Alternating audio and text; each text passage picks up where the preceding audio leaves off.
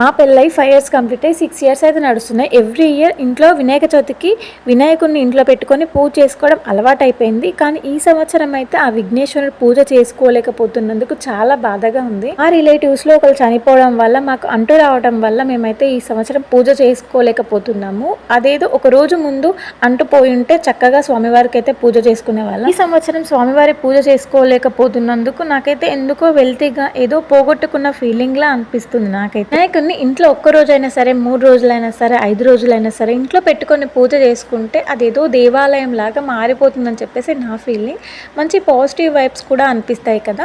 మీరు కూడా ఇంట్లో వినాయకుడిని పెట్టుకొని పూజ చేసుకుంటారా? నాతో అయితే షేర్ చేయండి. పూజ విధానం ఎలా చేసుకుంటాను, నేను చేసే ప్రాసెస్ ఏంటి, అవన్నీ కలిపి ఒక లాంగ్ వీడియో అయితే చేశాను. కింద డిస్క్రిప్షన్లోనే అయితే వీడియో అయితే ట్యాగ్ చేస్తాను. ఎవరికైనా ఇంట్రెస్ట్ ఉంటే ఒకసారి చెక్ చేయండి. అందరికీ హ్యాపీ వినాయక చవితి. అందరూ బాగుండాలని కోరుకుంటున్నాను. జై గణేష్ మహారాజ్కి జై.